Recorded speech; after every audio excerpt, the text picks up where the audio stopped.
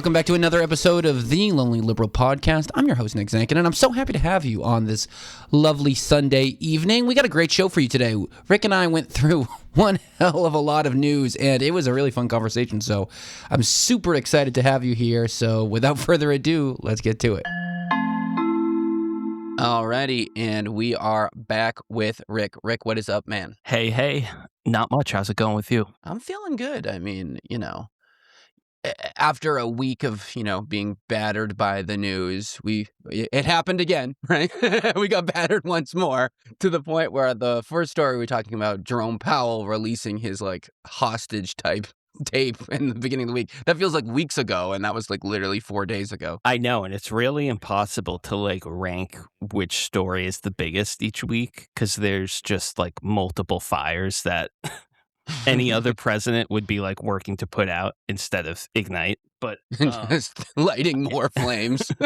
I listened to your solo app on the fraud scandal in Minnesota, which was great, by the way. Everyone should listen. But my first reaction was kind of what you said, which is just Minnesota is getting hit hard right now. Getting slammed. A usual very quiet state. Yeah, it's become enemy number one instead of California for any conservative person. Totally. But the other thing I thought about is how it's yet another example.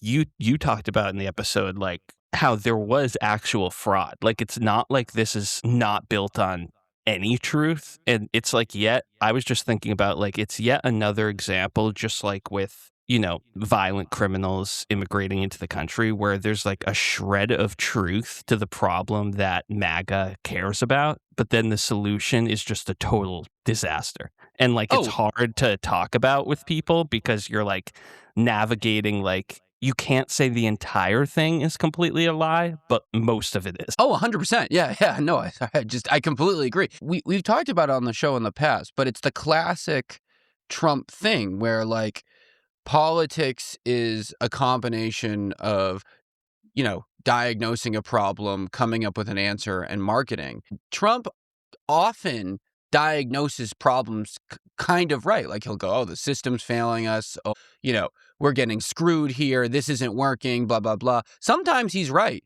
It's just the answers are always just make it 100 times worse. So it's especially frustrating. You know what I mean? Because it's true. There was a lot of drama at the border. There is a lot of, there are fraud programs. There are trade deals that have hurt American workers. None of this stuff is, totally wrong. It's just his answer is always just make it way better for billionaires and ruin actually all the people who voted for his life. It's always that, every time. So it's especially frustrating because it also, and we'll talk about, Schumer spoke up this week and we'll talk about that later, but it does always make you wonder, why can't the Democrats ever recognize anything like this? Why does it always seem like they're playing catch up rather than getting ahead of problems that people seem to care about? Yeah, exactly. His focus on inflation this election, that was true, obviously. And the Democrats, Hillary and Biden and the past few Democratic presidential nominees, they haven't spoken to the whole affordability and prices thing strong enough. And Trump just leaned into that so hard. Now, obviously, his solution was to add a tariff on top of the highest prices ever. But yeah, it's he knows how to get to people's anger about a specific something, and then he just leads them down totally the wrong path. Totally. It's a really good, the wolf in sheep's clothing, analogy works perfect for him because he gains the trust of people who, really actually are going through problems and then fumes them up about something that's totally not right. And then they end up being worse off. But their problems were valid. 60% of the country is paycheck to paycheck. That's not fake. You know what I mean? There are economic problems in this country. It's disgusting what's happening. So yeah, it's what's almost the most frustrating part about him in general, other than his tendency to literally want to be a dictator. Other than his entire personality, demeanor, and everything he does morality. on a Yeah. daily basis. But like, it's just so frustrating. Anyway. And speaking of someone who tends to keep pretty quiet and decided to say something, Jerome Powell. So for those who don't know, Jerome Powell is in charge of the Federal Reserve. The Federal Reserve is the group that's in charge of the money in the U.S. So they're an independent entity, right? They set interest rates. They decide how much money to print. Basically, they're independent because every single president would always want them to lower interest rates and make money more free because that means people are spending. The reason why that isn't a thing is because that can make inflation go crazy, right? So it's always been like, since it started, like, which is not that long ago, actually. The Fed has only been around for like 100 years. Like, it's not like it was from the founding of the country. It was just decided when when countries started making independent Federal Reserve banks, like, we got to keep them separate or they can get crazy. And so Jerome Powell has been getting a lot of heat from the Republicans, especially Trump, saying, why won't you lower interest rates? And the Fed has basically said, we don't want inflation to go crazy again. We're finally getting a kind of a handle on it. You're going nuts with tariffs all the time. We just need to see more data before we make a real plan because we don't want to screw up again. Because frankly, they did, especially they were a part of the reason why inflation got crazy. You could also say they were a part of the reason why the U.S. actually handled it pretty well. So anyways, he released this video, which, I joke around, said it felt like a hostage video, but it really did. And I figure I wanted to start a new segment on the show, Rick, called Clip of the Week, where we pick a clip and we react to it. And this is a little sadder, it's not like a happy one, but it's so important, I think, because Jerome Powell is one boring dude. He is not someone that is supposed to be in the headlines ever. I mean, he is a banker, nerd, quiet guy.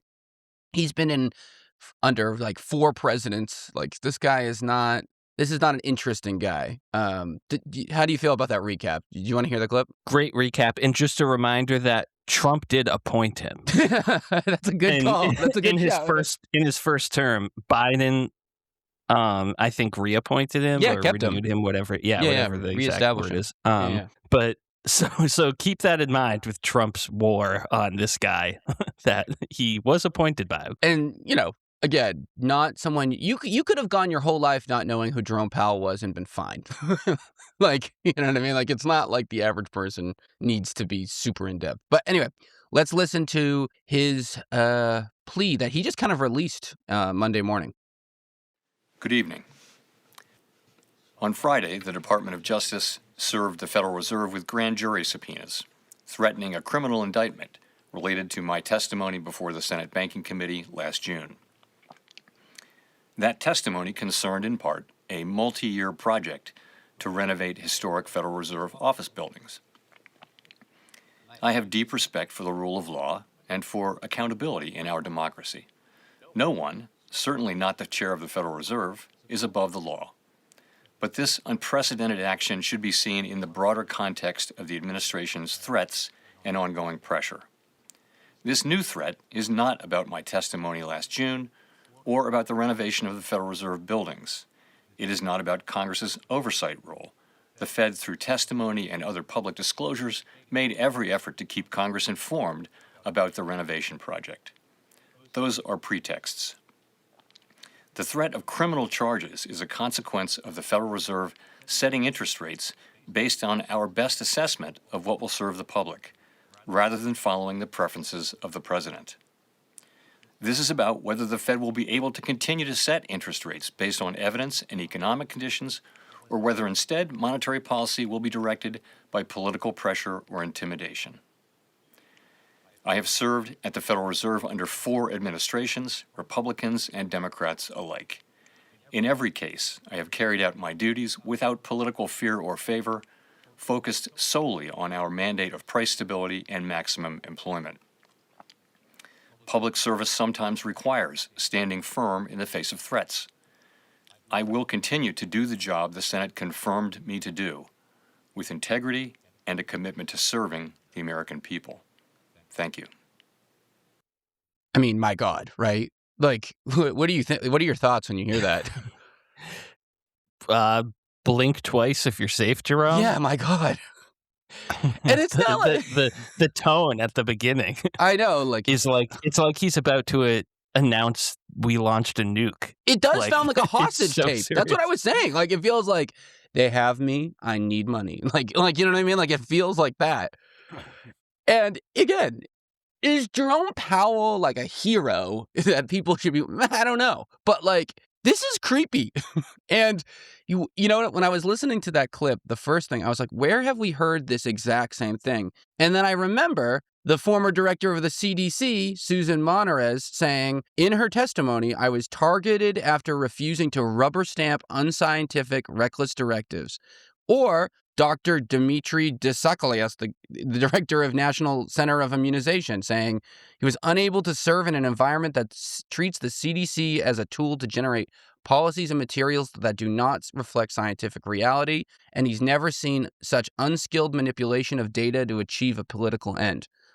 So that's exactly what Powell is saying. They're trying to get me to quit, and they're trying to arrest me because I won't just do whatever they want, which is exactly what the CDC folks said. So it's this, you know, like, I mean, they're trying to manipulate every single quote unquote independent agency to do their bidding for whatever reason. Right. And it's yet another example of Trump cancel culture. And it's honestly reached the point where every week we have a new high-ranking official that Trump appointed that he is now canceling. Yep. Like it's every single week. And it does speak to something in his personality that he's so aggressive against people that were once loyal to him. For sure. And that he no longer sees as loyal to him. Like he is arguably as aggressive against them as he's been against Hillary and Biden and any of his actual opponents. Like there's nothing he hates more than he feels like I gave you this appointment as Secretary of Defense, Secretary of State, and now you dare to question one of my decisions. Like a mafia boss. Right. Exactly. Like it's the loyalty above all else. It's like it's very Vin Diesel. But I also think it's interesting, like we should mention, obviously Powell's statement is getting at the real reason that Trump is doing this, but the fake reason that Trump says is they're investigating Powell's testimony from June about the renovations. And Powell also, I don't think this was in the clip he played, but Powell also said when he was asked about these renovation proposals for two Fed buildings. By the way, the two Fed buildings that he wants renovated were built in the 1930s. They haven't been renovated since, and they're filled with asbestos and lead. Yeah, it's a disaster. So it's the oldest building in the freaking area. Yeah. But Powell said, quote, "No one in office wants to do a major renovation of a historic building during their term in office. You would much prefer to leave that to your successors." Do you think Trump took that as a dig at his White House renovations? Oh, I didn't even think about that. Yeah, I mean, because you're right. You would think, if anything, Mr. Renovation himself, he would love it. Look at the beautiful Fed we built. I'm a genius. I'm a master architect. Of course, he could just totally take credit for these Fed renovations. And instead, Powell was like, nobody really wants to renovate their buildings. Like, they'd prefer to just leave this to their successor. And Trump is like, what are you talking about? This is my number one goal. It's such a good point. To renovate the White House. Well, you know what it also reminds me of? I don't know if you've seen this clip of him, Powell, and Trump at the sites when they're in the hard hats. And Trump says something like, this is going to cost us X amount of money. And Powell just goes, no, it's not. Oh, yeah. And he goes, what do you mean? He goes, that's just not true. You just made up a number, like live. That might have been it too, just for sure. That little friction moment. Because Trump wants to act like he's the king of construction. Yeah. And it's funny how Trump is trying to take independence away from the Fed.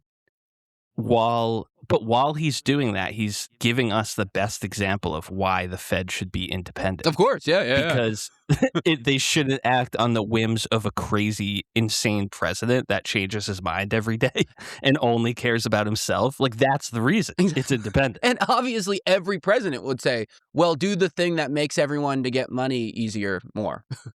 You know what I mean? Like, taxing people and making what they call monetary tightening isn't popular because people want to nobody wants to run on the platform where we're going to tax you more and take away programs. But that's what budget, that's how you balance a budget. So no one would ever say that ever. They would always pick the one that does the opposite, but that's exactly how you get massive inflation, right? This is exactly how, hyperinflation, all that stuff can kind of happen. So it's so important that they don't just do whatever is politically popular because they're not looking at things in, a 6-month window, a few months window, even a few years.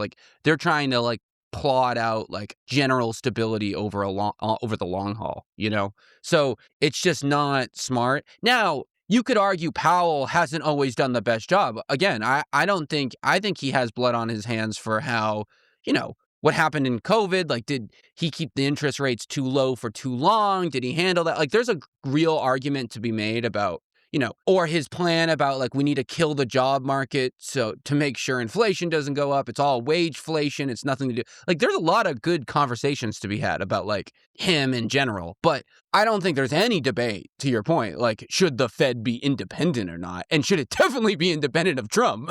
Definitely. Yeah. And but the thing is with Powell is his term ends at this year. So he's gone. He's going to go. There's going to be a new head of the Federal Reserve. And also it's worth noting that this isn't the first time that they remember he tried to remove one of the governors. By the way, governors, for the listeners, it's just the different heads of the different branches. They call them governors. So he tried to kick one of the women out and then they sued and they ended up getting to stay. Yeah. So this isn't new to him. He loves threatening them. But yeah, I guess moving on, we'll see who God help us, whoever they appoint. Is there any faith at all that the person that they appoint to be in charge of the Fed will do anything normal? And also we saw the stock market did not like this. Because banks like stability and this is just instability 101. So we'll see. We'll keep an eye on this and how it goes because that could be a big, big problem. So this week also the Senate voted on the bill we talked about last week to see if we should be curbing Trump's war powers in Venezuela. And to the shock of no one, especially not Rick, who called this, they blocked it. And so now Trump can do whatever he wants. And once again, Congress, kind of neutering itself. What an odd world we live in where they continually do not want to have any authority on anything. Right, exactly. They're that whole congressional has to approve war and especially the funding for war. Let's just give that power up to the executive branch. Yeah. That's not normal. But we're seeing yet another instance of Trump's personal threats succeeding in his goals. We discussed this bill last week because the vote to advance it to a debate passed 52 to 47, I think it was. So 5 Republicans voted to advance the bill. So Trump basically had to get 2 of those 5 Republicans to flip back to his side to oppose the resolution. And of course, he was able to do that by, probably threatening them publicly and privately with primaries and, everything else that he can threaten MAGA senators with. So it ended up Josh Hawley and Todd Young were the 2 senators that initially voted to advance the legislation, but then Trump was able to turn them. Because they are J.D. cowards. Vance was the... Yes, exactly. Yeah. J.D. Vance was the tie-breaking vote because it was 50-50. Why do they even do that ceremonial tiebreaker thing? Because it's always 50-50 with every one of these. It's always this little play that they do. It's 50-50 and then he comes and hits the gavel. They do it every time. Every single one of the bills this whole year has been this little play that they do. It's so insulting, I think. Do they really think we think that every time it's 50-50 and there's just one guy with a gavel? Really? Right. And not to sound a little bit conspiratorial, but the reason it's 50-50 is not because that's the genuine feelings of the 100 senators. Of course. Yeah.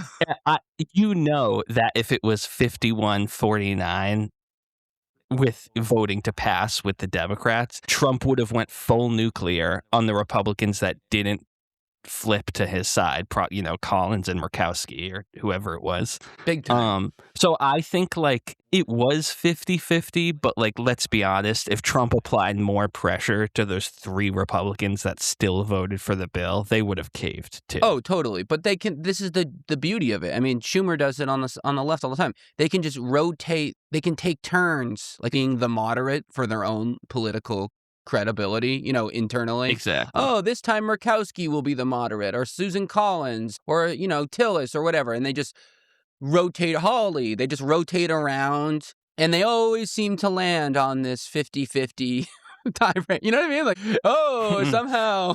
No, it's a great point about Schumer too, because you've seen this in this Trump term too. It's like, oh, this bill, Dick Durbin flipped to end the shutdown, and then the next bill, Fetterman is with all the Republicans now. So insulting. They just play this like stupid little musical chairs, and they think we don't realize like what's happening.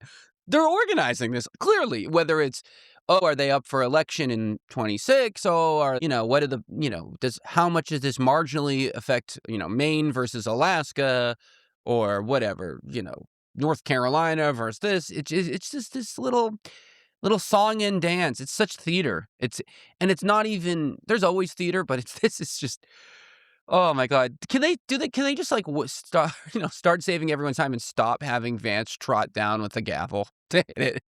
I can't stand watching him go, it's decided, and then hitting it. Like, it's just so dumb. It's just so dumb. I get dumber every time they have a vote, I feel like, because it's the same thing.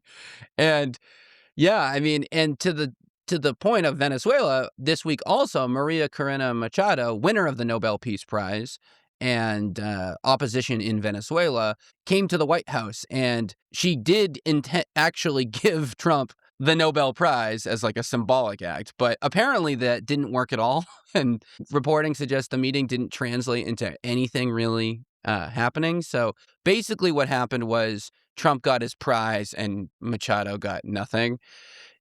What do you think about her doing that? Like, what are your thoughts on that in general? It's another intelligent move by another country's leader. I know she's the opposition leader and she wants to be the actual leader, but it's another example of these leaders are smarter than Trump, and they know that he can literally be like, he can be swayed to their side and support what they want by handing him any piece of anything gold. golden. Anything, literally the dumbest and most obvious bribes.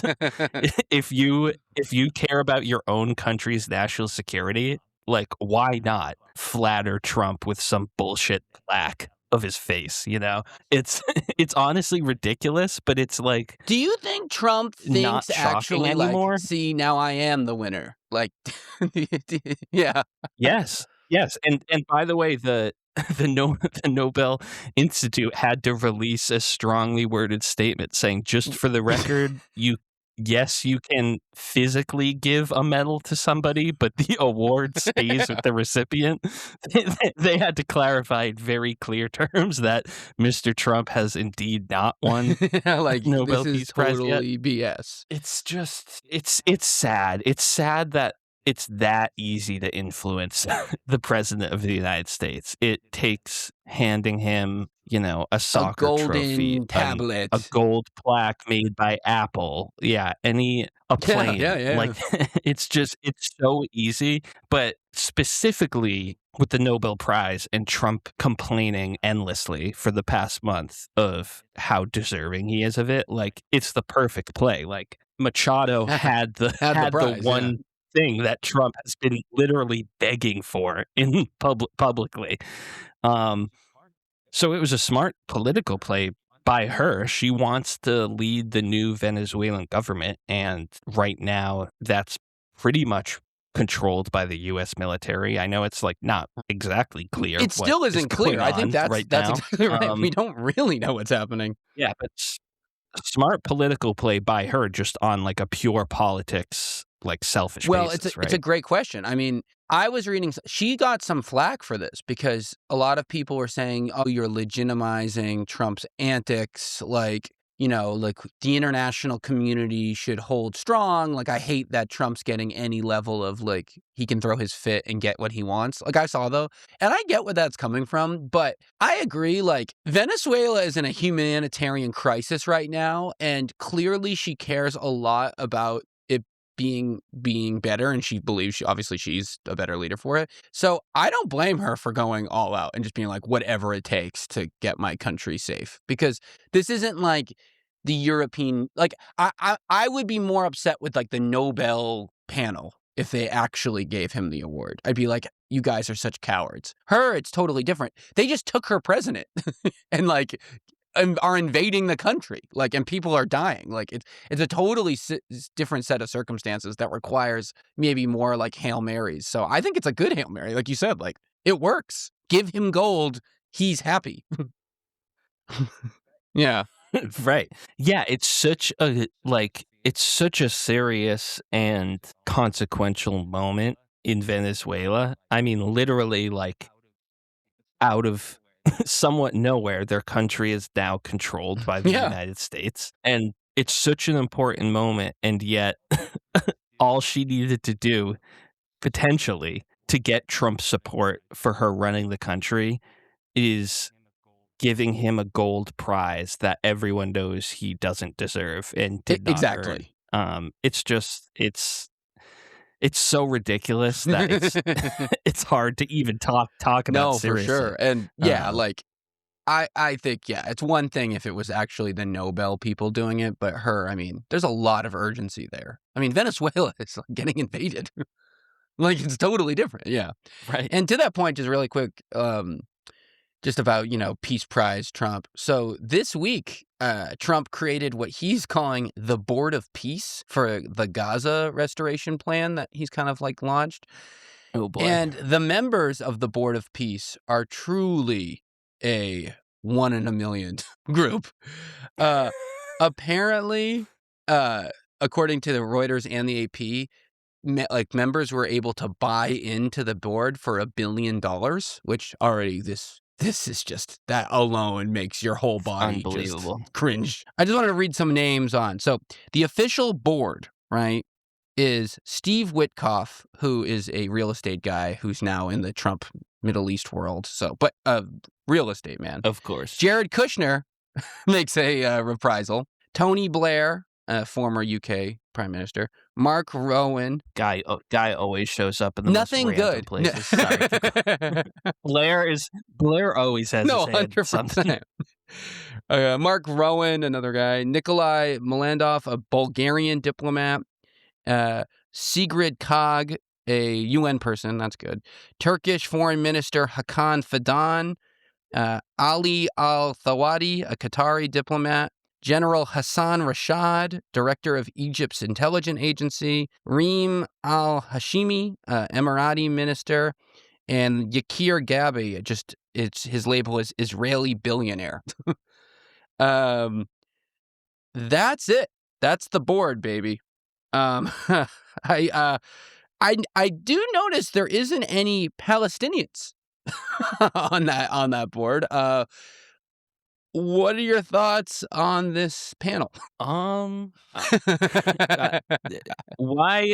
isn't Netanyahu and Dershowitz, and why not add Andrew Cuomo to that board while we're It does at kind it? of feel like And this. really fill it out with some balance. I'm surprised Steve Miller isn't somehow involved. Before, so I haven't read about this yet. Before you started listing the names, in my head I was like, it's absolutely gonna be real estate people that have spent their lives running hotels and you were right. resorts. And then you the first person was a real estate billionaire, and the second was his son-in-law, who's a real estate investor. That was Jared Kushner's job before politics. Yeah. So Trump is following through on his promise to turn Gaza into a Trump strip resort mall, or something. Exactly. Sandals, Gaza. It's just it's just incredibly insulting to everyone in that entire region. And also, like, can we give Trump a small section, a tiny section, maybe 1 acre of a beach in Israel and let him build a mini Mar-a-Lago and give him a little gold plaque that says Mar-a-Lago Israel, Can you believe that? and then let adults try to work on the With a actual issues? Palestinian Like, involved. is I mean, that are we an option? crazy? Where are the Palestinians? It's their spot. That's It's all these rando This is real how estate desperate. departments. Just one guy from Palestine. Are you kidding me? It's so insulting. In the past year, we've went from like, how can Democrats and voters mobilize to stop what Trump is doing, to like, how can we invent a new award involving a piece of gold to distract Trump from causing more problems? That's where my mind The is Board of right now. Peace is aka real estate developers and military people from other Arab countries and a billionaire from Israel. So also, Right. It's like it's a kid acting up in a restaurant and you give him yeah. your phone. Like a And this Board of 3-year-old. Peace, Like, so also many leaders have said they were invited to join the Board of Peace, but have declined. I wanted to list some of these guys off just because this is who was getting fielded invites. So you have Albanian Prime Minister Edi Rama. You have Argentine President Javier Milei. Obvious. That was not surprising. You have Canadian Prime Minister Mark Carney. The Cypriot from Cyprus President Nicholas blah blah blah. The Egyptian President Sisi. Hungarian Prime Minister Viktor Orban, which obviously, which is like, you know, Trump's buddy. The Italian Prime Minister Jordan King Abdullah. Romanian Prime Minister President. Turkish President Erdogan. So again, we have a lot of leaders from random countries in Europe, South America, and the Middle East. None of them, oddly, no UK, no France, no Germany, no traditional American allies. It's all countries other than Canada, I guess, is a traditional ally. But like, yeah, this is what a who's who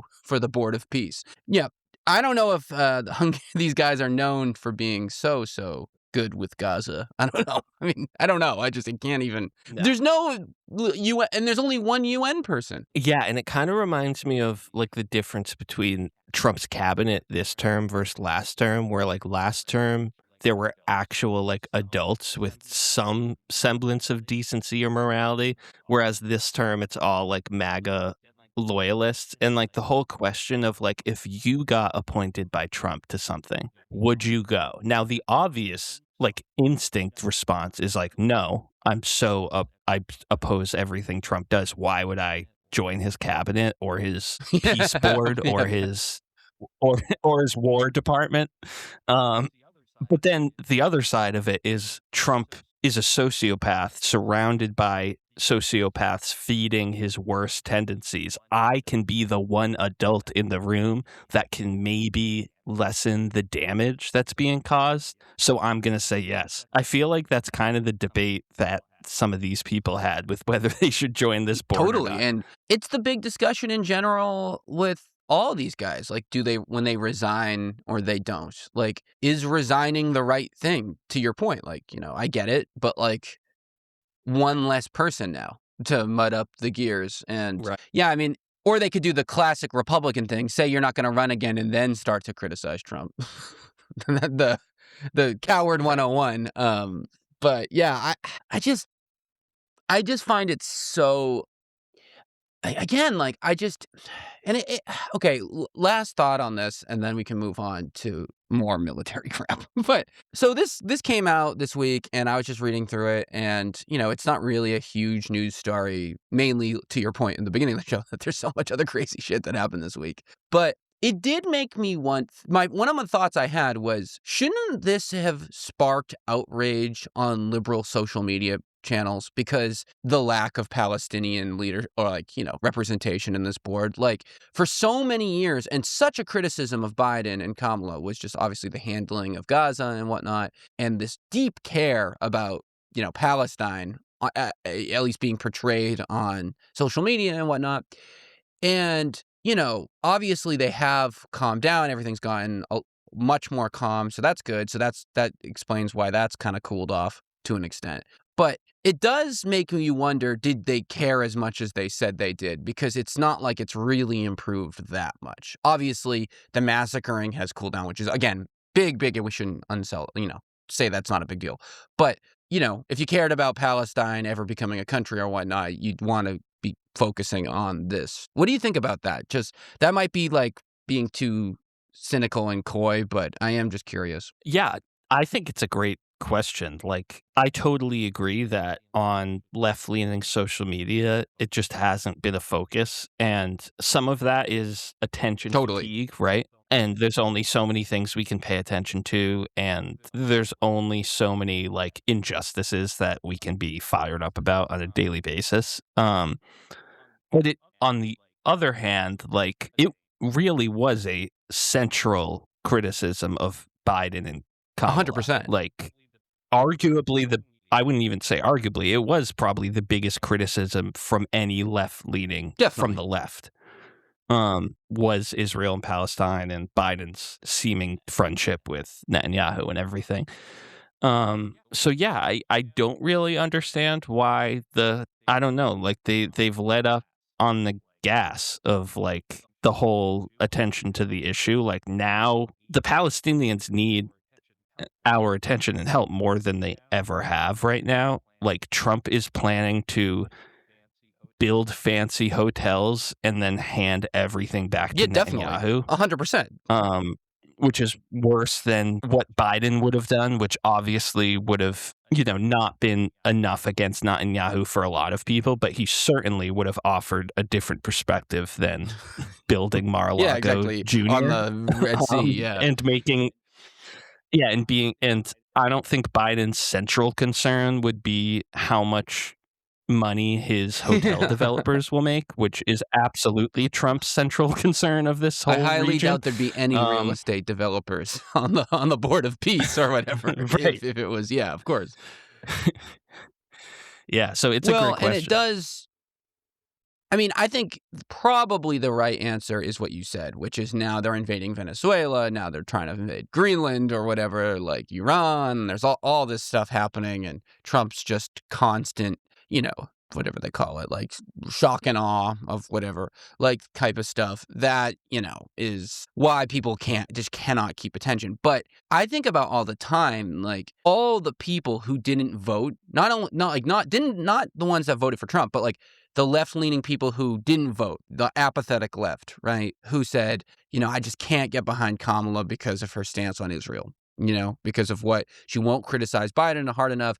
Why are they still funding Israel? Yada, yada, yada. Like, I'm not voting. Do you think those people have a ton of regret right now? Or do you think they're just like, like this kind of nihilistic-y thought? I'm curious if people listening had that viewpoint, what they think, because I genuinely don't really understand what, like, to me, it seems so obvious. Like, it will be way easier to convince Kamala to do the right thing than it will be to beat Trump. And it's hard to know if that would be true. You can't prove something that never happened. But, like, I just, that kind of psyche was such a big part of the election cycle. And I'm just really interested in understanding, like, how they feel now. Are they like, damn, like, you know what I mean? Like, I should have voted. Or are they like, serves them right? Like, I'm wondering. Do you have any thoughts on that? I don't know. I guess the one thing I would say is I think a lot of those people that were saying around the time of the election, I'm not voting because of both parties being total disaster for Palestinians. A lot of those people, I think, were, in the 18 to 30 age demographic that have the lowest rates of voting anyways.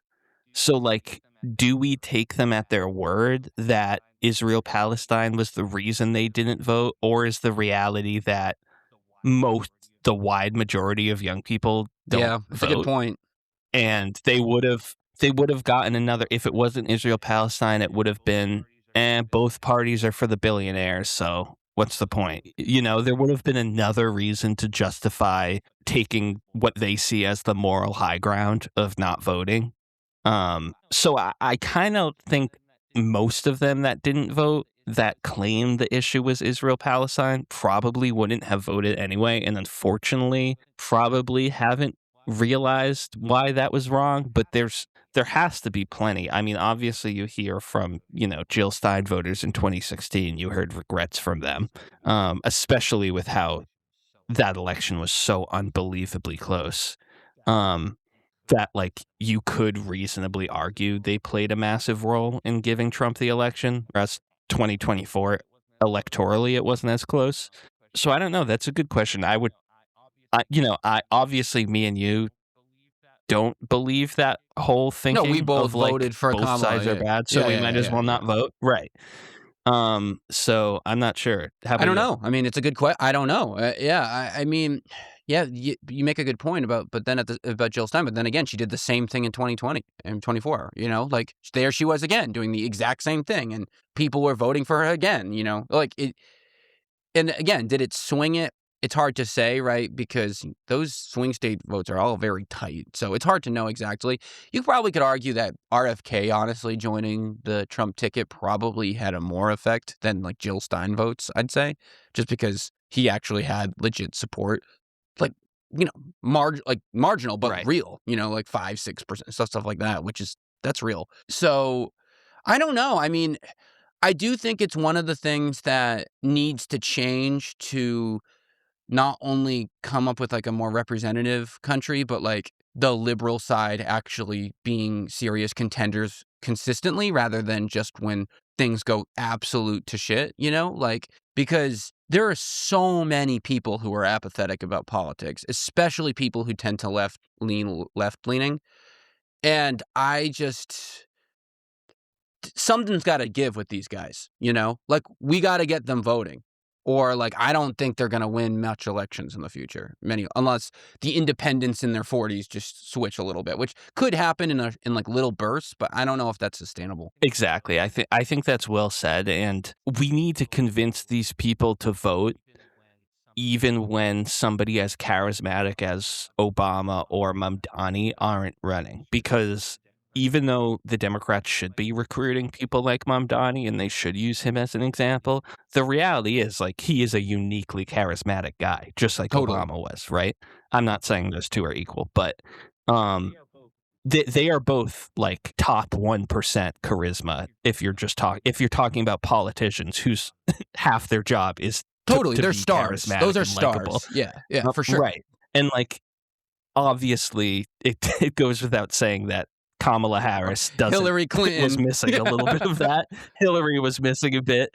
And so yeah, we need to get to a point where people believe that voting Democrat in some of these circumstances is the right move, even when there isn't like this insanely charismatic figure. And yeah, and I running. always think about this in the terms of like privilege, because that's obviously such a phrase that the left loves to use. If you're someone who doesn't vote because you're like, oh, lesser two evil, they're all horrible and it doesn't affect me anyway, like that's a place of privilege. Like just because you're not the one getting deported, or you're not the one losing your, SNAP benefits, or you're not the one, getting sent to Venezuela for a mission or whatever, like doesn't mean this stuff isn't important. And like for a group so focused on recognizing people's privilege, I can't believe how comfortable they are dying on that hill. And again, speaks to the often moral hypocrisy that we see, which a lot of the time leads to their downfalls in the culture wars, just in general, which then trickles into, election sentiment, I think, Yeah. Yeah, Anyway, 100%. we can keep going. But lastly, in the Middle East, before we get to Greenland, we talked about it last week, but these protests in Iran are really, really vicious. There have been some reports that like thousands and thousands of people have been killed by the Irani government. Some people, I saw something that was like 10,000 people, like over 10,000 people. Now that might be exaggerated. It's hard to know because Iran keeps cutting the internet and there's these massive blackouts. So it's really, really serious what's been going on there the last few weeks. Now, this cycle though, this week of just how Trump acts in moments is such a good kind of example of Trump 101 and just so embodies, like Rick, what you always say. So early this week, Trump tweeted out, help is on the way. Keep fighting like hell to the Irani protesters. Like help is on the way. So what did everyone think? Oh my God, the U.S. military is going into Iran. Something's going to happen. The whole market, everyone freaked out. There's a big reaction. Then a few days later, he goes, well, actually, I don't know if we're actually going to help at all. We might do something. And so what happened? The original comment was as extreme as possible, got a big reaction, and then there's like a half retreat. And how often do we see this circle, right? And so I don't know what to think, what will happen. I don't know what the U.S. will actually do, but I just feel like this is just Trump 101. Most extreme, people freak, walk back. Exactly. And everyone's wondering exactly why he's walking back. One of the reasons is his best bud Netanyahu called him and said, Yeah. "Easy, Bubba." And you know it. Trump is being too aggressive with his foreign policy when Netanyahu, the dude who has justified his entire career, basically saying everything he does, the justification is Iran and its allies want to wipe Israel off the map. Like, that is his entire MO. He's been itching for an excuse to overthrow the Iranian government for literally 20 plus years. And 100%. Trump is like, the plans are being prepared. We can go in this week. And Netanyahu is like, easy there. slow down. Like, that's how you know Trump is off his rocker.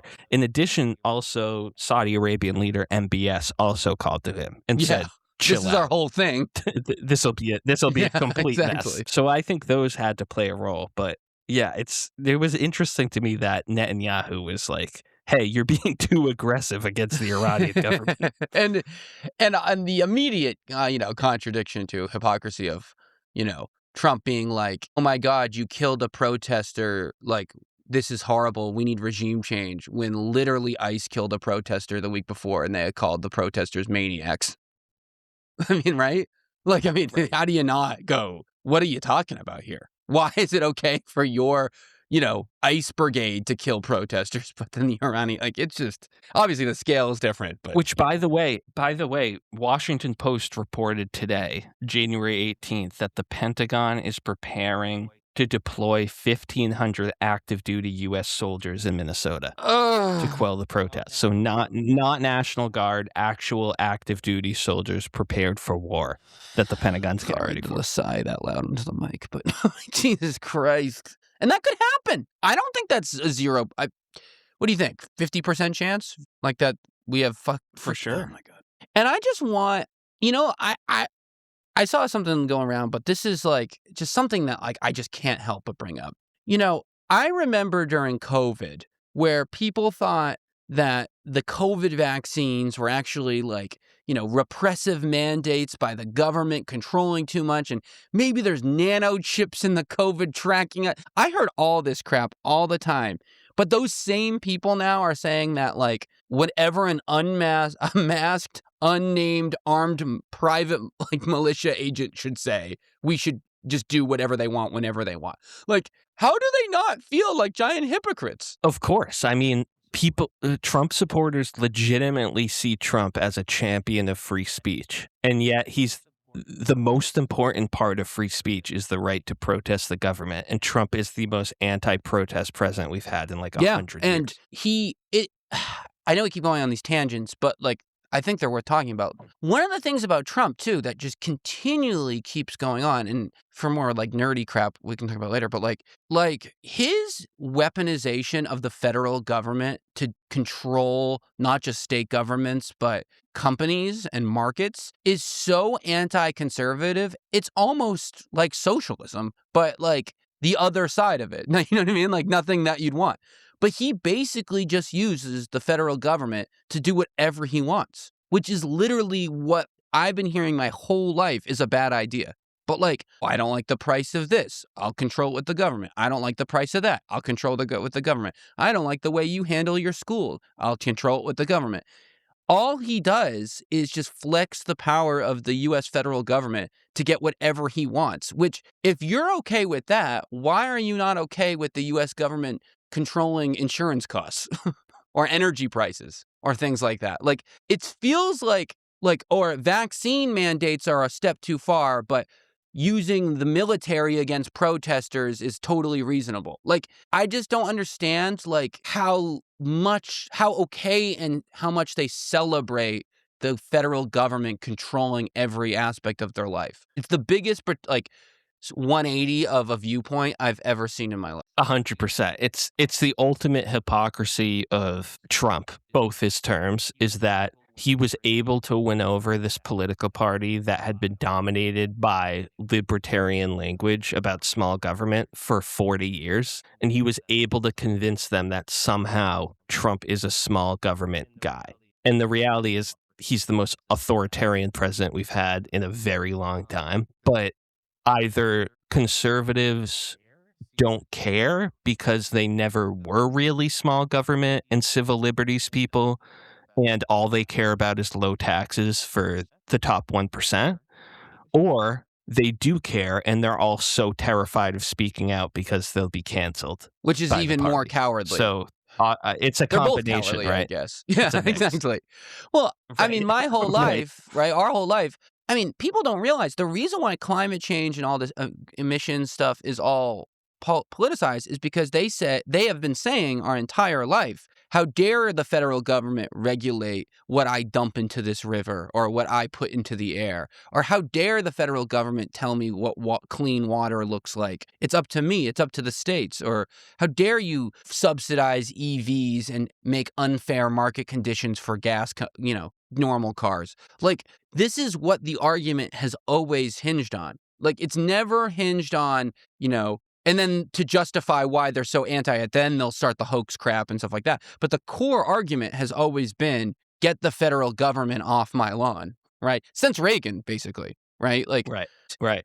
literally, they're controlling what schools teach, everything that we've been whining about, you know what I mean? What the prices are, what the market should do, what credit card companies should do, all of this. Some of the stuff I like, but I'm good with big government. You know what I mean?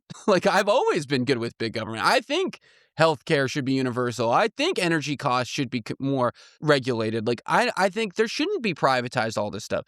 But it's just so funny how quickly they're okay with that stuff going, but only when it comes to militarizing people against protesters and or potentially immigrants. Yeah, exactly. They just seem okay with the government taking more and more of a giant role in everyone's personal lives.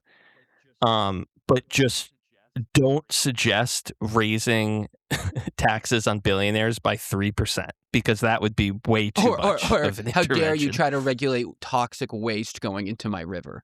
That's a Right. step too far. Or even machine guns or whatever. Right. What? Right. Can't we just trust oil companies to regulate themselves? That's their line, 100%. right? Why wouldn't the tech companies be good with our data? I'm sure they're using it totally helpfully. Or why wouldn't credit cards charge the fair interest rate? Or pharmaceuticals charge the right amount for medicine? It's just why would that be the hill you die on? It's so weird. And clearly they don't actually mind size of government because of what they're okay with Trump doing. Exactly. And the debt, it fits into the debt and deficit too. Oh, and we're going to talk about that very soon with Greenland. But yeah, I mean, so yeah, that's just an interesting thought because it keeps coming up again and again and again in the way Trump governs, and it shows you the horseshoe logic of a political spectrum that he is nowhere near the right. He's curving up. You know what I mean? He's closer to China than he is to Reagan. He 100%. Yeah. If there's any ideology, it's authoritarianism. But that's mixed with the ultimate Trump ideology, which is narcissism. Exactly.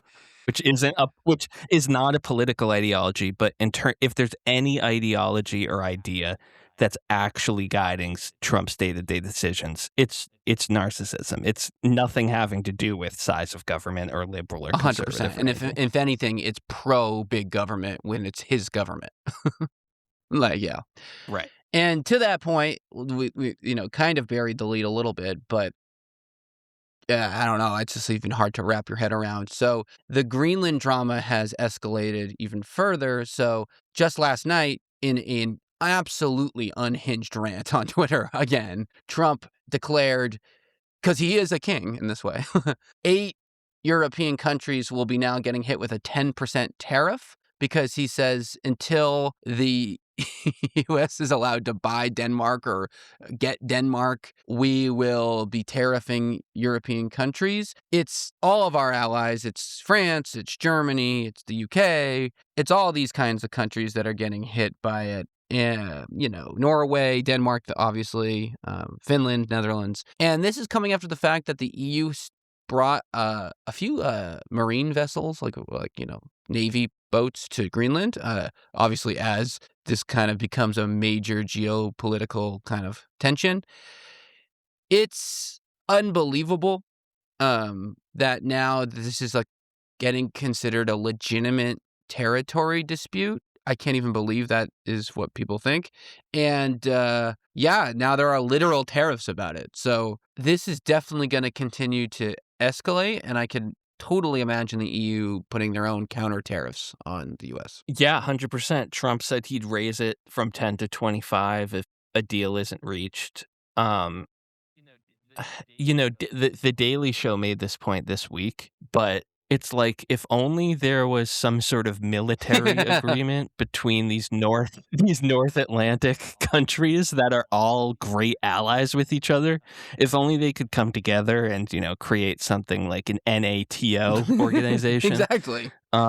It's so frustrating because, Trump repeated this week. He said, quote, China and Russia want Greenland and there's not a thing Denmark can do about it. And it's just Russia is currently invading Ukraine. And I know Ukraine obviously isn't NATO, so there's a difference there, but it's like Russia has been invading its neighbor for the past 4 years, at least, depending on what you're going back to, but the full-on invasion, 4 years. And Trump doesn't care that much. He barely talks about it. He was very pro-Putin until he seemed to pull back a little bit. He tried to humiliate Ukraine's leader in the White House for not wearing a suit.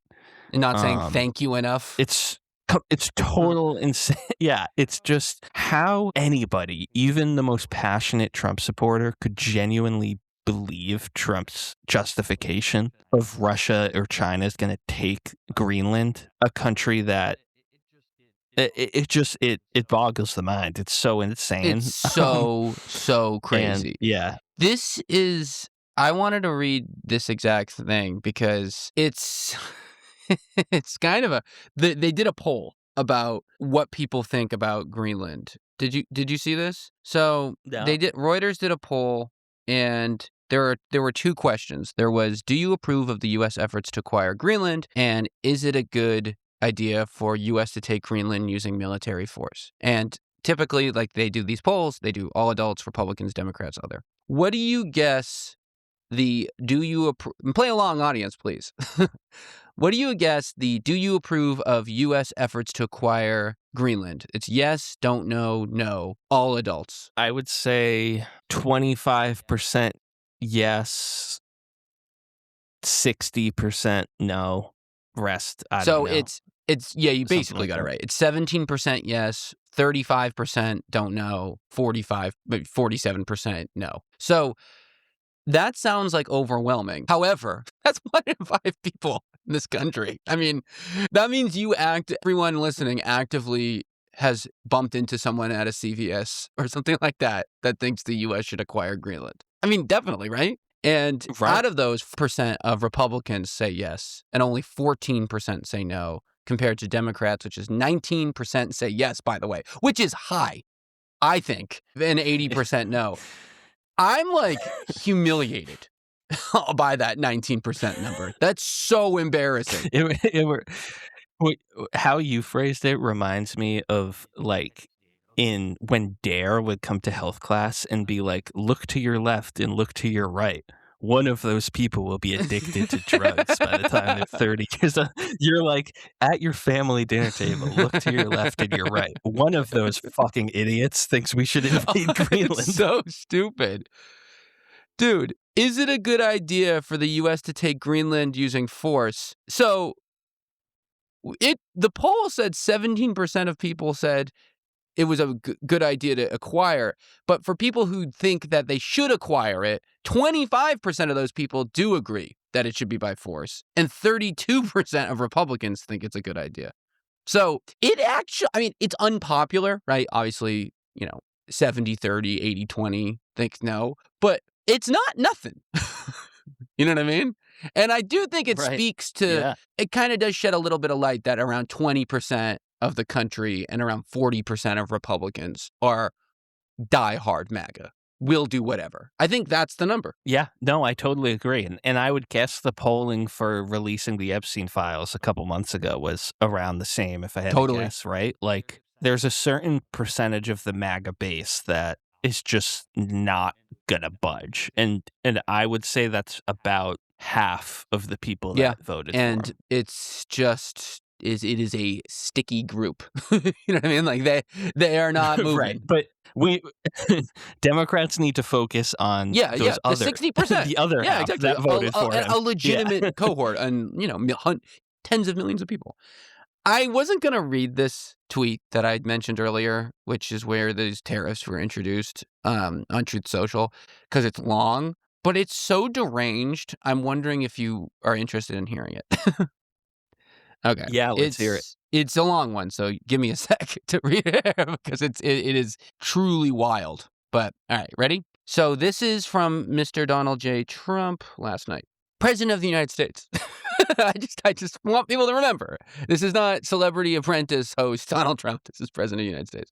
We have subsidized Denmark and all of the countries of the European Union and others for many years by not charging them tariffs or any form of remuneration. He spelled it wrong. That's why I got junked up. Now, after centuries, by the way, centuries is capitalized. Just assume that random words are capitalized throughout this because I'm not going to yell them all for the sake of the listeners, but every 6 words is capitalized. just to let everyone know. Now, after centuries, it is time for Denmark to give back. World peace is at stake. China and Russia want Greenland, and there is not a thing that Denmark can do about it.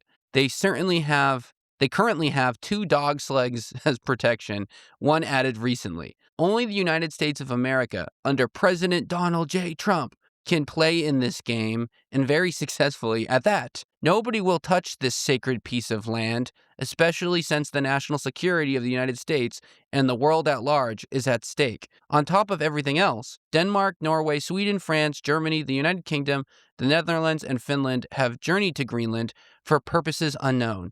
This is a very dangerous situation for the safety, security, and survival of our planet. These countries who are playing this very dangerous game have put a level of risk in play that is not tenable or sustainable. Therefore, it is imperative that, in order to protect global peace and security, strong measures be taken so this potentially perilous situation end quickly and without question. Starting on February 1st, 26, all of the above-mentioned countries, then list the countries, will be charged a 10% tariff of any and all goods sent to the United States of America. On June 1st, the tariff will be increased to 25%. The tariff will be due and payable until such time as a deal is reached for the complete and total purchase of Greenland. The U.S. has been trying to do this transaction for over 150 years. Many presidents have tried, and for good reason, but Denmark has always refused. Now, because of the Golden Dome and modern-day weapon systems, both offensive and defense, the need to acquire is especially important. Hundreds of billions of dollars are currently being spent on security programs having to do with the Dome, including for the possible protection of Canada. And this very brilliant but highly complex system can only work at its maximum potential and efficiency because of angles and bounds if this land is included in it. The United States of America is immediately open to negotiation with Denmark and/or any of these countries that have put so much at risk, despite all that we have done for them, including maximum protection over so many decades. Thank you for your attention to this matter, Donald J. Trump. Whew! What do you think? Open to negotiations is an interesting way to end a threat of military takeover of a sovereign nation, right? We're open to negotiating to not invading your country, but we'll give you a few weeks, so let us know. It's so unhinged. It's It's so unhinged. It's just so dumb. Like this is the reason for NATO. Like, and NATO has succeeded. Of right? course. Russia has not invaded a NATO country. Like, we already, as we've talked about previously, we already have all these military bases in Greenland. Greenland is not about to be taken over by Russia or China. Like, it's all just totally made up. Yeah, and he starts rambling I don't about the know. Golden Dome. Right, somewhere in between the lines is Trump building a hotel in Greenland, just somewhere. It's one of those things, again, like, I'm 100% certain that having a strong military presence in Greenland and having, like, a good ability to navigate Greenland would increase U.S. security and the West security. I'm 100% sure that's true. Right, but the difference with this is the problem is completely a 100%. lie. 100%. There's no the shred of truth to Greenland being important strategically is moot because it's part of NATO and we already have huge Exactly. military bases there. So this isn't an example of like a shred of truth to the problem, but Trump misdiagnosing it. Trump in this case is completely making up the problem. That's the difference. It's not there. The threat is not there because NATO already exists. This would only be true if NATO wasn't real. And maybe not even. Like, you know what I mean? Like, the only potential for this to be true would be if NATO didn't exist. And NATO does exist. So, yeah, it's over. yeah, that's it. Yeah, it would be nice if he could direct some threats towards Russia to get them to pull out of Ukraine. That would be nice. Maybe, like, we cool with Kim Jong-un still? Like, I mean, you know what I mean? Like a lot of attention towards Denmark. It's just super embarrassing and super horrible. And yeah, in the countries on his new hit list have the strongest militaries in of course, yeah. Europe, obviously. France and the UK being the 100%. Yeah, it's the dumbest thing of all time. And lastly, before we close, because I know the show's been long, but there's just so much to talk about. Hundreds of billions of dollars are being, going to go to the purchase of Greenland. I thought we were in debt.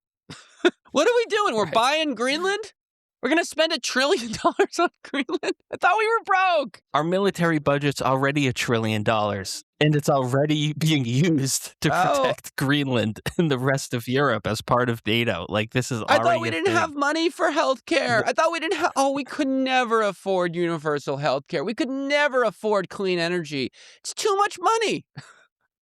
Yeah, we can conjure up $1 trillion for freaking Greenland? Like, for a fake problem? Insane. I'm sure it'll be added to the list of things that the fake Trump tariff revenue will pay for.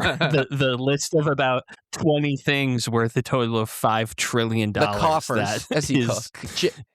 Couple bucks from tariffs will somehow pay and none of the tariff money has gone to paying down the national debt, which, of course, was the hot button issue for our entire lives.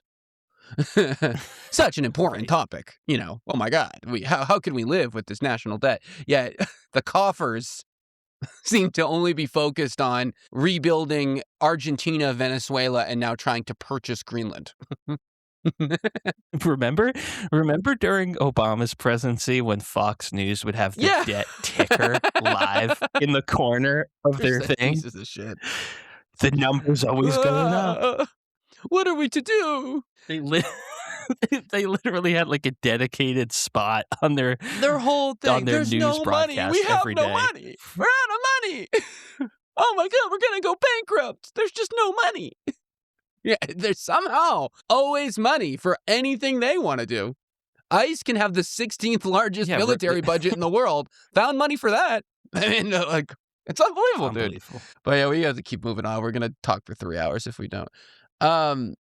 This one is an interesting story. So this has been the first week I've seen so far where Schumer really clapped back at the haters, I'd say.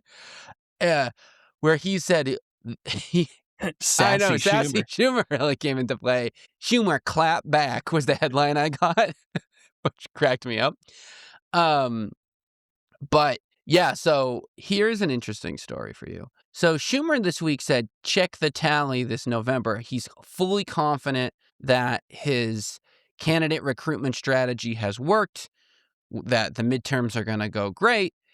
And he said, look, this is he like basically outlined the agenda. He said it's all about cost, healthcare, and chaos. That's his like referendum he's saying.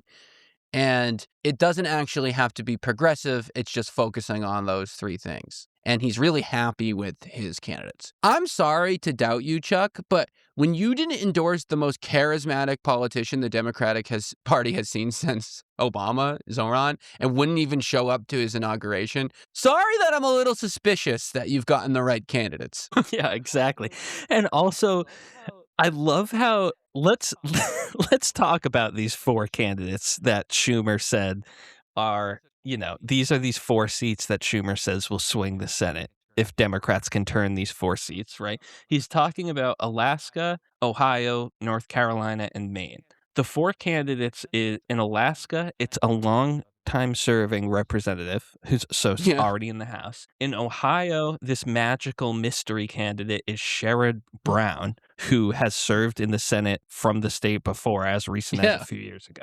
North Carolina is the 2-term governor, Roy Cooper, and Maine is Janet Mills, the current 80-year-old governor. Yeah. So Schumer's making it seem like I scoured the United States for some young progressive leaders that can guide us into the new era. He literally called up his 80-year-old friends and convinced them to come out of retirement. And he's acting like he did something. Sorry. And honestly, I want Graham Plattner to win in Maine. I don't want freaking Janet Mills. I mean, I'll take her over Collins, but like, it's just like, he didn't learn. This is it. We've all, for a year now, we've been wondering, what will they do come the midterms? And they said, we are going to double down with uncharismatic 80-year-old people and bank that the country is just fed up with Trump, that we'll win. And honestly, that might happen just because of how midterms go. But like, I hate that will make him feel like he did the right thing. I hate it. Yeah, right. And it's right. Like, what lessons has he learned? And it's like he's like, listen, New York City, I hear you, right? You just elected this 33-year-old, right? But we're going to go a little older. And then we're all like, oh, okay, yeah, 33 is a little young, right? So how old are we talking? Well, we're talking about bringing people out of retirement in their 80s. We hear you. To start a 6-year term. So insulting. He's so insulting. And this is why people don't vote. And like, this is why. But they have to. It sucks. I hate that that's true. And Biden lost because he was too old. That was literally the reason. That was the entire disaster of 2024, was having a sitting president resign in disgrace because he was so old that it was undeniable to everyone in the country. It's unbelievable. And Chuck Schumer's going to try to take a victory lap when he can only win elections when he's going against literal people who are best friends with Jeff Epstein and invading other countries and killing the economy. Like, this is the worst president we've ever had in our entire country's history. And you're taking a victory lap that you're saying, well, we're not them. Like, he's such a... And look, I'll be happy if they win and this can slow down and calm down. I will not be happy if this is... I'm not happy. I'm already... I guess I'm not happy. I am not happy. Let's be clear. I just feel like shit. He makes me... He just somehow manages to continually ruin my week when Trump is every time. Chuck, anything? Check the scoreboard. Yeah. Just like, dude. I mean, listen, no matter what, I'm going to be taking enough Lexapro to kill a cow. But Chuck Schumer is not helping. Check the scoreboard, he says. Such a piece of shit. He's such a jerk. I endorse Susan Collins. Oh, did you endorse the rising star of the party? No, way too progressive. Way too progressive. I'm going to die on my geriatric hill. Unreal. Yeah. Any lessons to learn from AOC? What? Never heard of it. No. We got to call Roy Cooper back. Roy Cooper will come save us. Janet Mills, a very averagely liked governor who's 80 years old. Very neutral governor. Unbelievable. Absolutely unbelievable. And again, I will be telling everyone who listens to the show to vote for all of these people because they have to. It's your social obligation. I mean, you have to. You have to.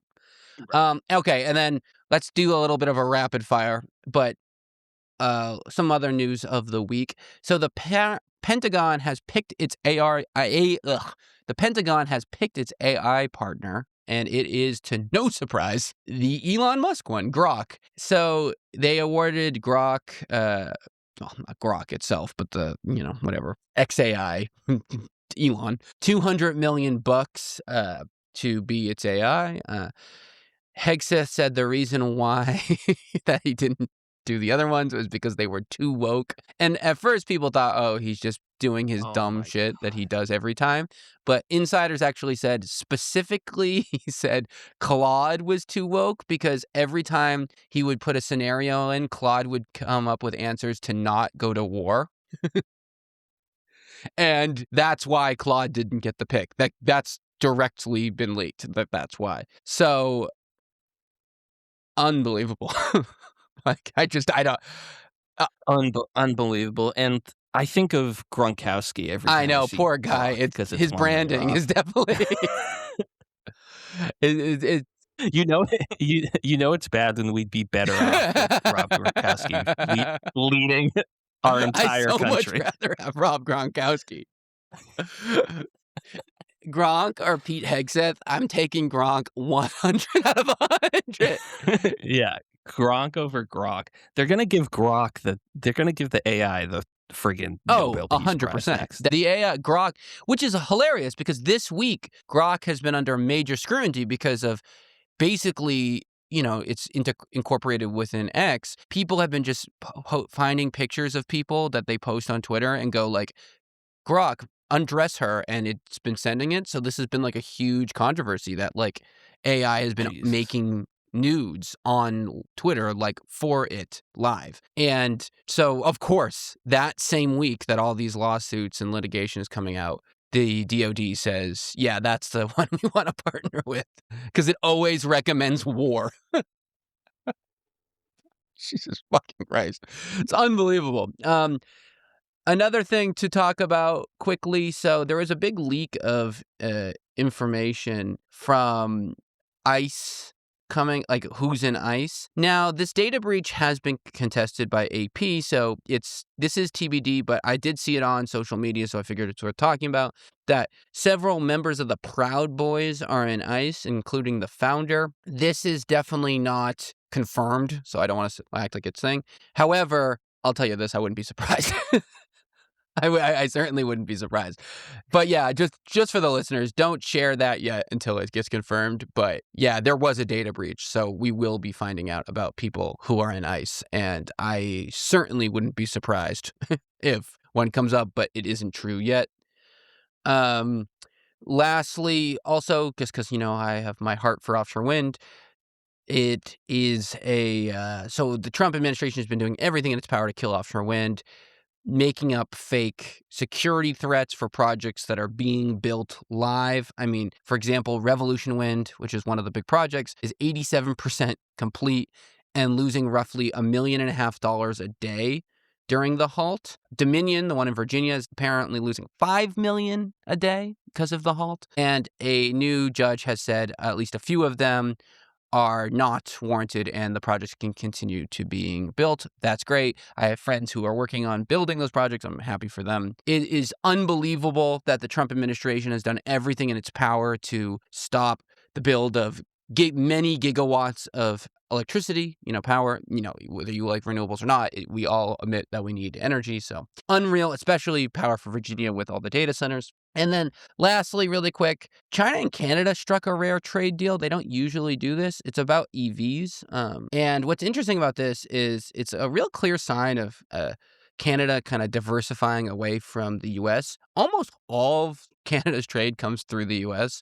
So them striking this pretty significant deal with China is kind of a good symbol that, like, this is what's going to happen and why China probably loves how much Trump turns on his allies and how much soft power, Trump is ceding to China with all this nonsense.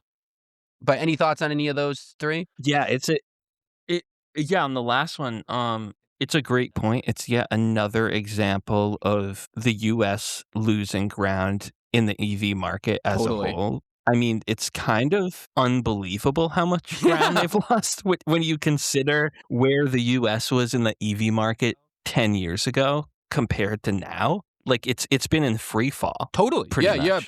for sure. It's for no reason, artificially created. Like, Right, and just like you said with soft power, like, it's another example of why isolationism doesn't always work, and, like, I don't even wanna call Trump an isolationist because he's actively invading other yeah, of countries course. right Yeah, now. yeah. So, like, he's not, but obviously, depending on the day and which way the wind is blowing, he is. Um, so, yeah, it's just another example of, like, this tough talk from Trump, like, it's harming the US economy every day. Oh yeah, big time. Big time. And it's really sad. And very lastly, before we get to the culture corner, I wanted to play another audio clip. This was my runner up for a clip of the week, but it wasn't actually from last week. So I want to keep it fresh for the listeners. But I think many people haven't heard this clip, or because I hadn't at least. And it's such a great example of how not only bad politicians Trump and Vance are, or especially Vance, but like how they're just so comfortable lying about economic data. So this is Vance commenting on the recent job report showing that unemployment rate has gone up. And a reporter asking, like, does that freak you out? And I wanted to play Vance's response to the fact of that. Have you heard this clip, Rick? All right, so No, this I don't think you'll so. get it. This is very interesting. So this is JD Vance. Let us. The jobs report you mentioned this morning, you said 60,000 jobs were added in November. However, it also said 100,000 jobs were lost in October, and the unemployment rate currently stands at 4.6%, which is the highest since the pandemic. So my question is, how do you inspire companies to hire people if people don't have jobs? Income tax cuts aren't going to help them. Now, you mentioned, this is an important point. You mentioned the unemployment rate ticking up to 4.6%. I think this is a very, very important point, because you know what that means? What that data shows, and you got to get in the weeds a little bit, the unemployment rate only counts the people who are looking for work. So let's say you dropped out of work 2 years ago, you haven't been for a job, well, you're unemployed, but you're not counted in the official unemployment statistics. What you're seeing as wages go up, as more investment comes into our country, is that people who weren't looking for work under Biden's administration are getting out there and looking for work in the Trump administration. That's exactly what we want. We want to get people off the sidelines and give them a good job with good pay, and we're seeing a lot of evidence that that is happening under President Trump's leadership. Can you believe that, man? It's such a tired talking point from conservatives that goes back to all the way to Reagan, but it was a huge talking point in the 2012 election, Romney time. versus Obama, because the recovery, like, people forget how strong the recovery was from the Great Recession. It was kind of miraculous, especially compared with the rest of the world. And in Obama's first term, he brought the unemployment rate from something like a high of 10 to 12% down to 6%. And the whole narrative from Mitt Romney and the Republicans about Obama not being able to run the economy was that, oh, well, the unemployment rate only matters so much because people are leaving the workforce and we should really pay attention to the workforce participation rate. Now, of course, once the unemployment rate is low during Trump's first term, that's suddenly the focus again. But it's another one of these like job statistics we've talked about that can easily manipulate people that don't understand economics well into something that sounds smart. So no, the unemployment rate going up is not a good is sign exactly for what the we want to economy. see. Is the direct quote he said. And the obvious, immediate, if you're listening, like, how do you know people weren't looking for jobs? What are you talking about? Like, so the unemployment was lower because actually it wasn't that more people were employed. It was actually because less people were looking. Like, that is such a crazy. Right. People were so depressed about the job outlook during Biden that they gave up. And then Trump got elected and they said, you know what? I'm going to try again. All those people are still unemployed, but they're trying. That's what Because, Vance wants yeah, us to the believe. unemployment being low is a sign that people have given up. like that's what he literally just said. like it's so demeaning and so insulting to the intelligence of the American people to actually think that that's a good argument. Like, seriously, it's so dumb. That's so stupid. Exactly. And by far the biggest driver in the workforce participation rate being slightly lower now than it was previous generations is that baby boomers are retiring. Yeah, the age demographic split. That's, Yeah, exactly. That's the reason. Yeah, that's so dumb. Right. Anyways, that's a lot of news, but that's a lot, we had a lot to talk about. But fortunately, like we end every show, Linda, what is it time for? It's time for Rick's Cultural Corner. Thank you. Thank you, Linda. So this week, let's talk about backyard Botox. What does that mean? And I would usually ask you to take a guess what that means, but it's probably somewhat obvious. Yeah, backyard Botox. That's a crazy phrase. So there's two stories. There's one from July, and then there's one from this week. They're both, interestingly enough, reported on by Fox Tampa Bay. Lots of Botox issues going on in Tampa Bay, Florida. Probably not shocking to some of our listeners that have been to Florida. Not at all. Not to our Florida listeners. So, we have a good Florida audience. So in July, police arrested a woman in Port St. Lucie, Florida, for allegedly botching an illegal Botox injection in a shed in her Florida literally backyard. In the backyard. So she had a shed that police got a warrant and raided and found medical devices, machines, vials, needles, fat sculpting machines, microneedling equipment, laser hair removal equipment, lipo machines, massage equipment, and injectable devices for fillers and Botox. So she really had a full she had a whole thing back there. And one of the victims who's helping the prosecution in this case, said that the suspect did refund her $300 payment, but her face was paralyzed. So the $300 refund didn't do maybe not lot. enough. No. The injector did invite the victim to return because she said she had more injections that could reverse the effects. Specifically vitamins. I don't know what type of vitamins reverse Botox, but listeners send in your insights. So the Port St. Lucie woman is charged with aggravated battery, causing bodily harm, practicing medicine without an active license, fraud, and using two-way communication device to facilitate a felony.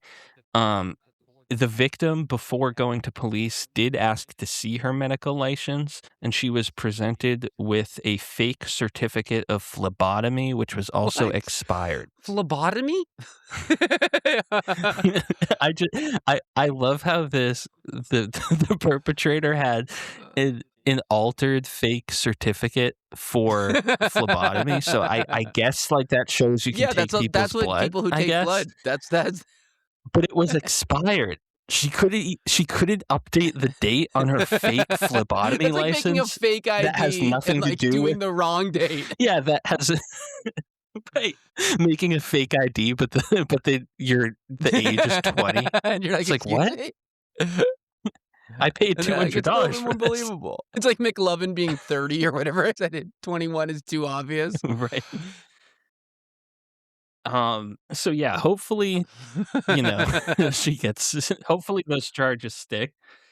But a news story from this week reported that this is actually becoming very common in the United States, backyard Botox. So the headline was Backyard Botox, Doctors Warn Against Latest TikTok Trend.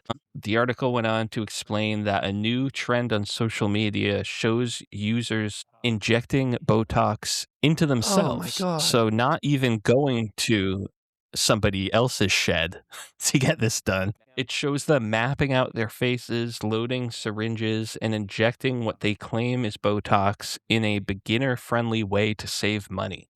It's so bad. Most of the time, they're not even getting real Botox. They're getting fake knockoffs shipped from Asia that describe their products as Botox-like injections. I just imagine like being willing to inject your own face with a muscle toxin for beauty purposes and being like, as dangerous as this is, I don't even know if this is Botox. Like, it's so many red flags in that whole process. It probably takes months to get this shipped from overseas. Botox-like. So doctors are issuing warnings saying this is backyard Botox is extremely dangerous. These are neurotoxins that can be they're very deadly they're when very not injected bad. into the right place. Most noticeably in terms of injecting the neck and face, which is obviously where Botox for beauty purposes is used. They say you can paralyze things like your diaphragm, which can kill you pretty quickly from cutting off Breathing your air is supply. important. Yeah. So total disaster. PSA to our listeners. Don't inject yourself with sketchy fake Botox from Asia, but also don't go to your friend's shed and let them inject you. Do you have any thoughts Yeah, on you this probably story? want to get your Botox done by a place that has central air, or like a bathroom, base level amenities, because it's usually a sign that maybe it's clean enough. It's unbelievable. It reminds me particularly like the fake Botox getting used. It reminds me of when weed was more illegal or like not as common around, and you'd see in gas stations those fake weed things. Well, do you remember what that was called? And people would smoke that. Yeah, totally. The Patriots player famously had a panic attack and went to the police station after smoking that. What was it? Yeah, what was that? It was like that fake artificial weed. Oh, spice. People called it spice. And it was totally legal. That was.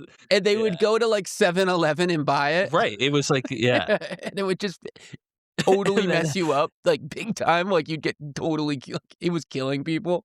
Like way worse for you than actually your weed. heart rate just skyrockets. And the reason, I forget what Pats player it was that called the police on himself after he smoked it, but like the reason was because they still drug tested for weed in the NFL. So he was on spice. And but the way this story is different is that there's literally 1,000 places to get legal Botox in Florida under medical supervision. Like it's not like this is some underground thing, and it's just people doing this. Oh, 100%. Because Botox, while more popular, is still very expensive. It's not and part of the reason why it's expensive is because it is such a dangerous toxin that you're getting injected into your face. I think someone did die in New Hampshire a few months ago because the guy went too hard on the Botox and it like went into his veins or something crazy. Like they missed in the jaw or something like that. It's a dangerous game to get rid of wrinkles in your backyard.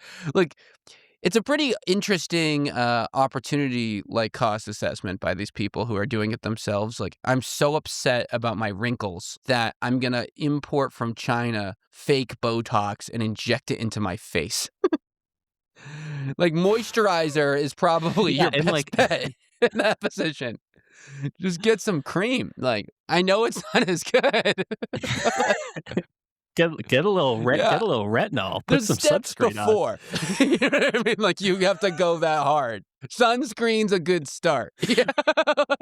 Also, I want to know how many people this fake doctor was seeing in her shed every day, and I want to know, like, it's spreading word of mouth, and like imagine like, oh, talking with your friends, like, oh, I want to get some Botox done. Like, do you guys have any recommendations? Like, yeah, I know this woman that has a shed in Tampa. Trust me, she's legit. Are you sure about this? Yeah, she's great. Yeah, she at one point had an active phlebotomy certificate, so At she one knows point, what she she's could draw doing. blood. Is there any blood-related activities with? No, we just shoot it. It's not even nothing to do with your vein. In fact, if they hit a vein, you're kind of cooked. Like, it's Right. funny because it just shows you the state of affairs of this country. Here's a question for you. Obviously, we've talked about Mar-a-Lago face on this show many times. Do you think how popular, I mean, obviously Botox and filler was already, ticking up no matter what, but since it's so prominent in this current administration, do you think that's had an effect on number of people doing Botox, or do you think like that's just totally neutral? Well, it could have an effect in both Oh directions, yeah, big right? time.